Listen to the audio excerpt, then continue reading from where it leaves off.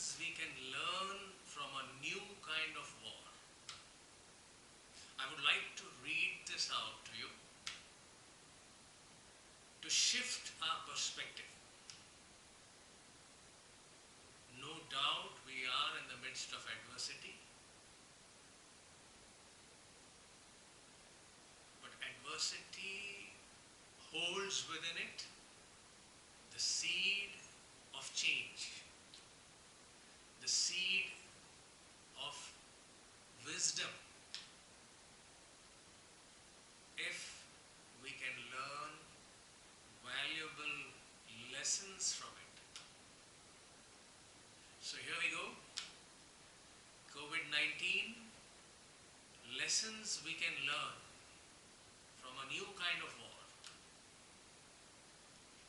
The coronavirus that has now invaded almost every country worldwide represents a pandemic that is no less than a war, a new kind of war.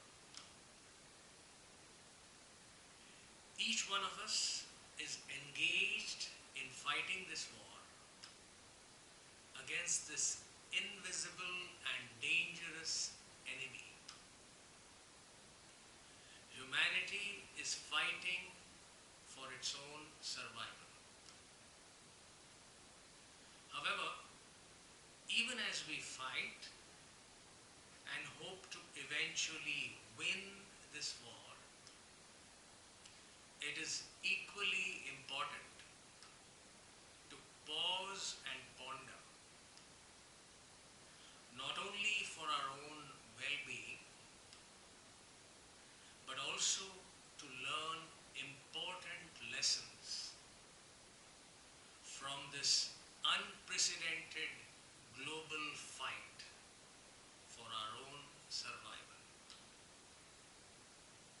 Here are the important lessons we can learn from this unprecedented global crisis. First, the waves are a million, but the ocean is one. This is the first lesson. There are billions of human beings on this planet, but we are all fundamentally human. Being more rich and more resourceful does not assure advantage. The virus has cut across barriers of race, nationality, wealth, status, education, gender, and age. This global crisis has clearly demonstrated that what matters most in one's life as a human being is one's essential and shared humanity with other human beings on this planet. Not merely in this village, in this town, in this country, or in this continent, but on this planet. The important lesson is to recognize the fact of our shared humanity on this planet. The very nature of life on this planet is so interconnected and interdependent that we will win or lose together, not as individuals or nations, but as human beings. I think this point needs to be emphasized, so I'll say that again. The very nature of life on this planet is so interconnected and interdependent that we will win or lose together, not as individual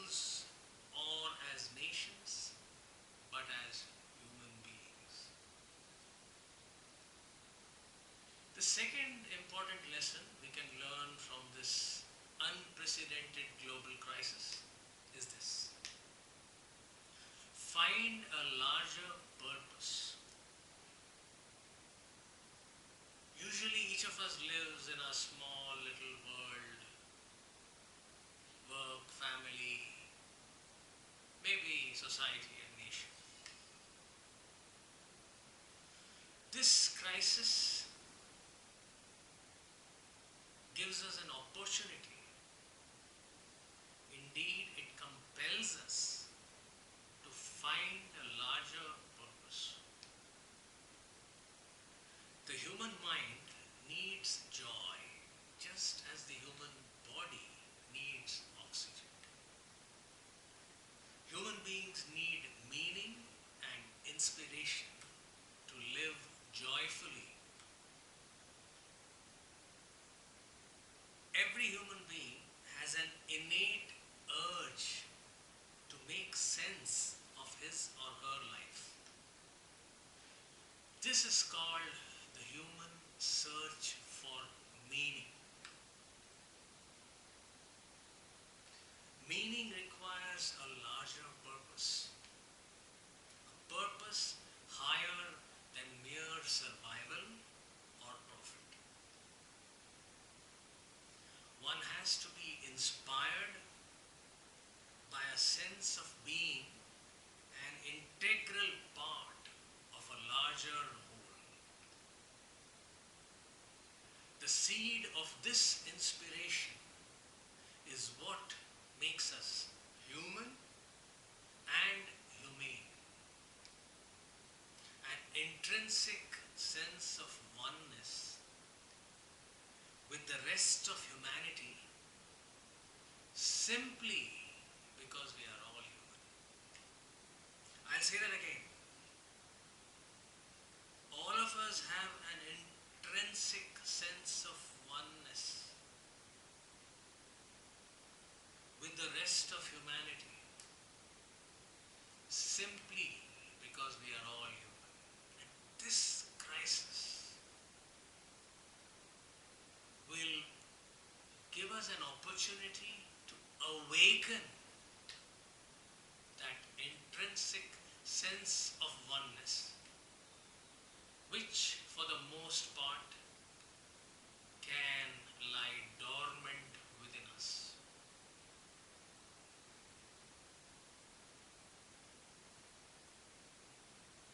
Going a step further, a sense of oneness with the whole of creation. This essential oneness is fact, not fiction. It is not a fantasy or a fairy tale I am talking about. It's not utopia. It is not merely a fact. It is a question of our very survival on this planet, as this pandemic so compellingly illustrates. There is no getting away from this fact. At this moment, we are compelled more than any time in the history of humanity to recognize this fact of oneness as human beings on this planet. And going a step further, not merely the oneness with the rest of humanity, but with the rest of life on this planet. COVID-19 is a stark reminder that the world is indeed one family, and this planet is the only home we have.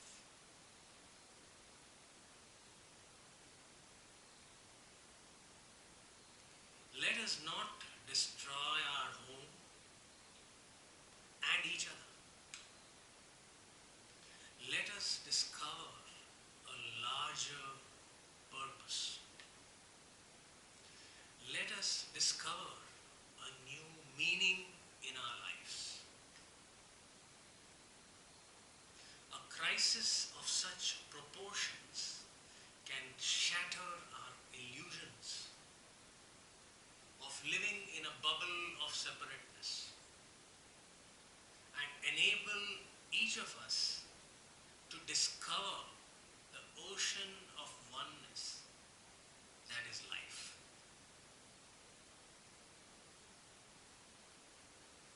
The coronavirus has achieved the impossible. We have been compelled to face this crisis together. We are not living in tiny bubbles of separateness,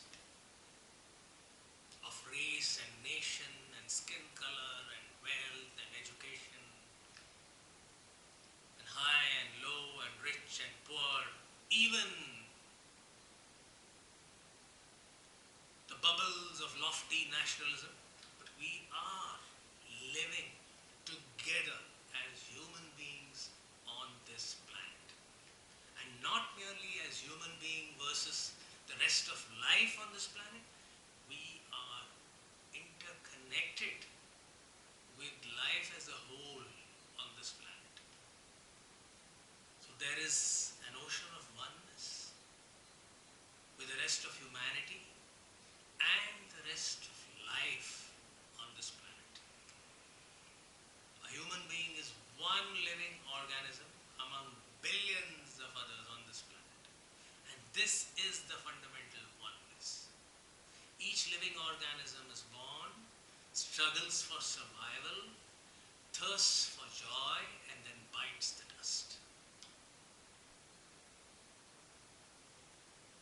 So a pandemic of these proportions, a global crisis, unprecedented in the history of humanity, compels us to recognize this fundamental fact that we are inextricably interconnected with each other and with life on this planet. So this pandemic shatters our illusions of living in a bubble of separateness. Interdependence is a plain and simple fact of life if we have eyes to see. Oneness is obvious if we can feel the joy and sorrow of another.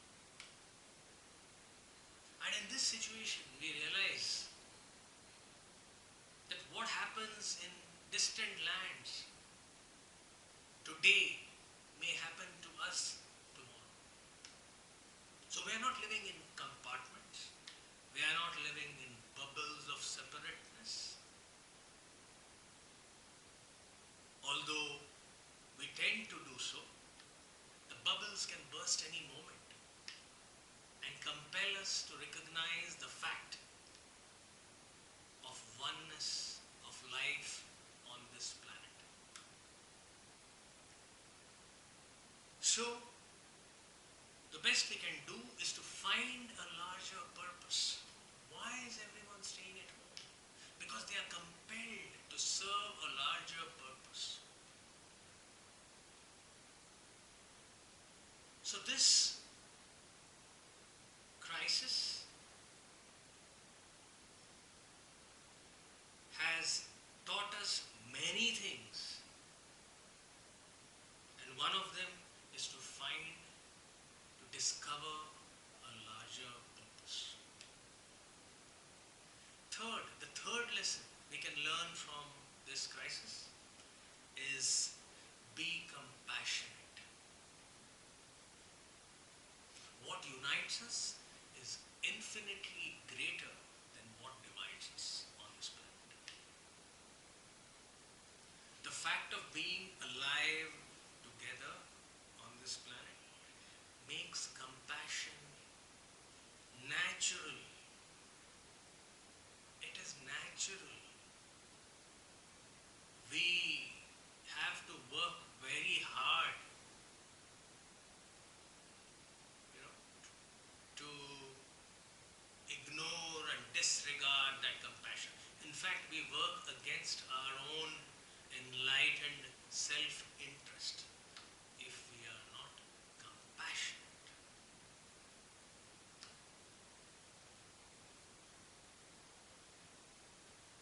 So compassion is not merely natural, it is also a necessity, almost as basic as food and water. Do we need a reminder? This pandemic is a stark and unforgettable reminder that human beings on this planet are essentially one. And what do we have for those who are essentially one? Compassion. Again, compassion is dormant within us, it is intrinsic. When a baby cries, there are other babies in the room, the other babies will tend to cry. Simply because they feel the pain of the baby who is crying. So it is natural to be compassionate. What makes us hard and disregard that seed of compassion within us is the struggle to survive.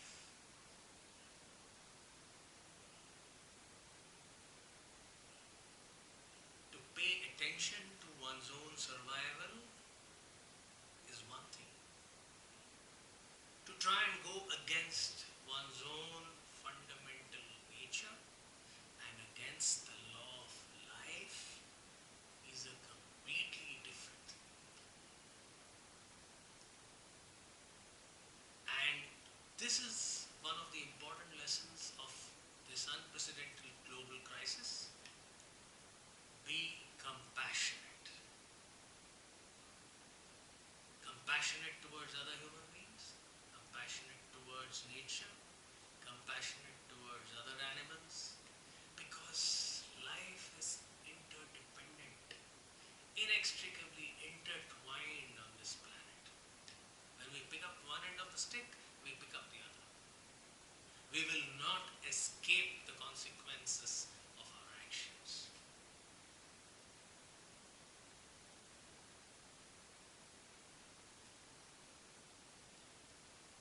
So every human being is struggling for survival, thirsting for joy, for a brief while, and inevitably every living organism will sooner or later die. So what we share with every other living organism on this planet is birth, a struggle for survival, a thirst for pleasure or joy, and an inevitable end.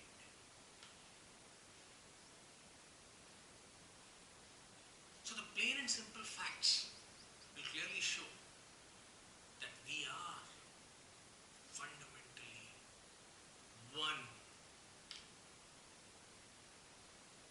It is only our thinking and compartmentalized sense of identity which makes us believe otherwise.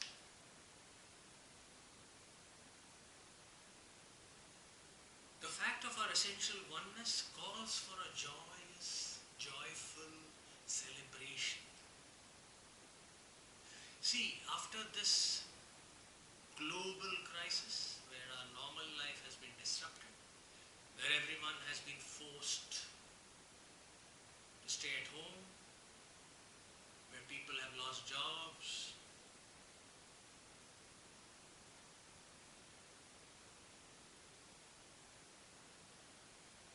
one can appreciate what we had, not the normal life which we enjoyed, has been taken away from us for a brief while, compelling us to pause and ponder.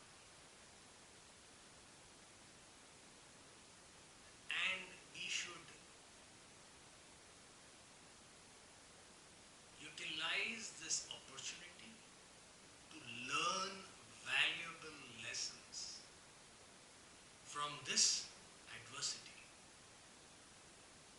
so that this adversity can truly be a blessing in disguise,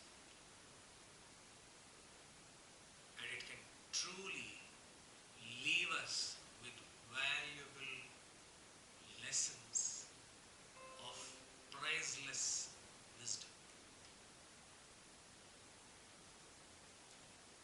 So since we are one, since we are fundamentally one, there is joy. Just imagine if we were caught up in our own little compartment, and if the rest of the world didn't exist, life as we know it would be unimaginable, unthinkable. Our very survival, our joy, everything, our whole life as we know it is interconnected and interdependent with the rest of life on this planet. So our joyfulness, our joy is not something we can truly experience in isolation. It is something that needs to be shared. So sharing and compassion are a celebration of our essential oneness. And the lesson we can learn in these testing times is to be compassionate. Don't be caught up in your own little struggle for survival. Look around. Be compassionate. So fundamentally, we are all one. So sharing and compassion are natural to us, are natural to us. How do we share our joy? We call people who are close to us, maybe through a party or have a get together, have a celebration where we share.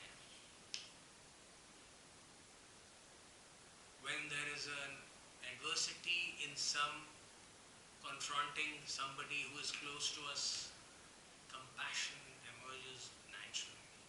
Here, the challenge thrown by this pandemic, the challenge posed by this pandemic is, can we summon the inner strength and wisdom to recognize that the whole of life on this planet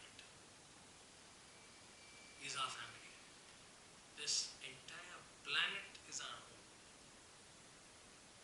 And our sharing and compassion, that embrace, the willingness to embrace, in a spirit of sharing and compassion,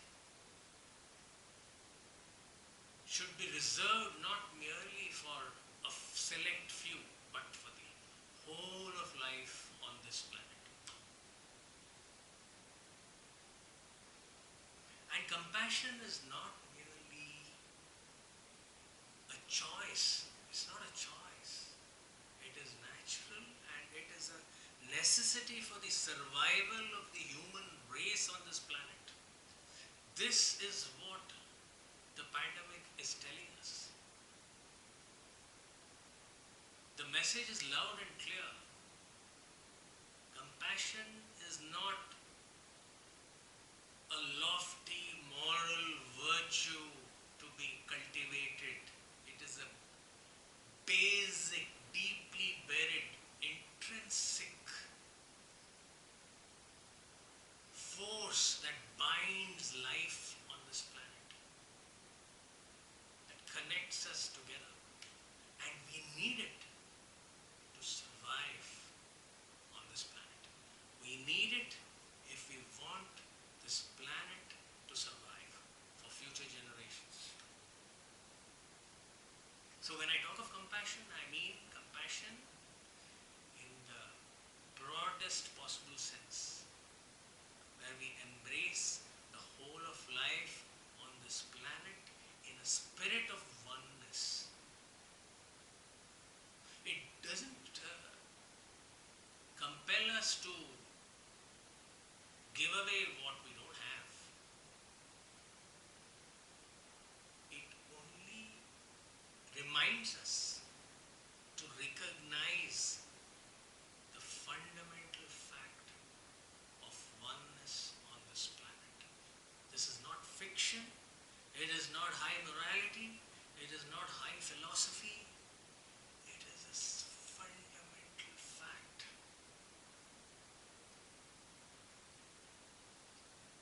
And we have to recognize it.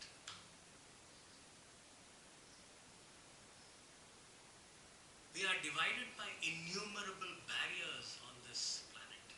Barriers of race, nationality, education, wealth, religion, gender, you name it. And each of these is a boundary line. And over a period of time, a boundary line becomes a battle line. So you find battles, ongoing battles between genders, between nationalities, between nations, between races, between religions, and so on. A boundary line becomes a battle line if it's not looked at, if it is taken as an absolute value. A boundary line is merely a utilitarian tool. One form of belief suits you, you adopt that. Right? When we get caught up in it, when we get, when all these dogmas and boundary lines become sacrosanct in our minds, then we fail to see fundamental things, the fundamental reality of life on this planet. And this global crisis is a reminder to look again, to look within, and to let go of some of those dogmas. The boundary lines are meant to protect one's own identity. Period. It is not the only way to live. Beyond that, digging deeper, one finds that one is just another human being. As I said, one is just another form of life among billions of forms of life on this planet. So, let us resolve not to let boundary lines become battle lines. Boundary lines are essential for a practical reason. Period. But let us not lose sight of our fundamental oneness with life on this planet.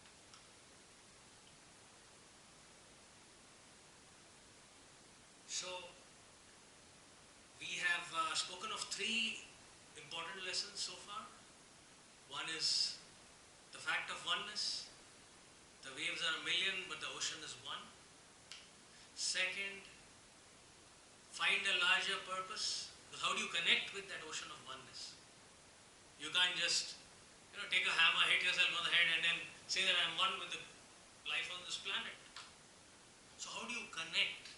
How do you connect with that fundamental fact? Find a larger purpose. And thirdly, be compassionate. Your compassion may start in small ways. Maybe you can be a little kinder to your own pet at home. Maybe you can be kinder to a young child who lives next door. And in these times, just be kinder to those around you, even if you are physically removed from them. Maybe you can, through your thoughts, words, and deeds, try and keep them in mind. Keep the good of the whole in mind. Be of some value to a larger whole. So find a larger purpose. And the third is be compassionate. So obviously we need to survive, and to survive we need to be tough, we need to be practical, and those are things we are aware of. But we live in times which demand that we be practical and compassionate at the same time. The two are not mutually exclusive. Being smart and practical does not mean dominating the whole world. Does not mean that we are the only ones who deserve to live and everyone else, let them, you know,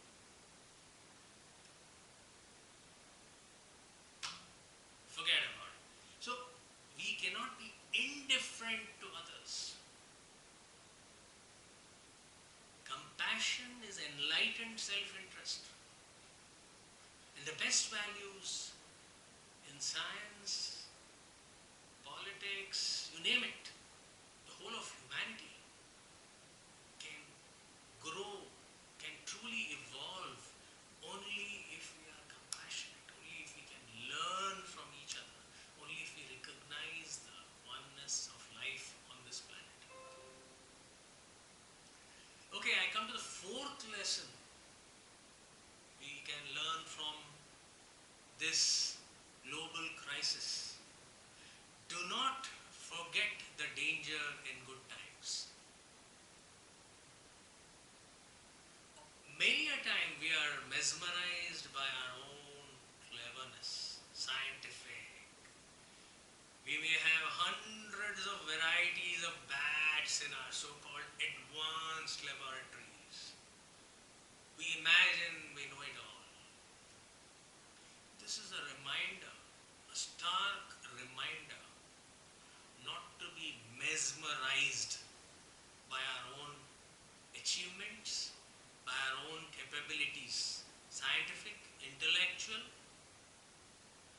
economic, and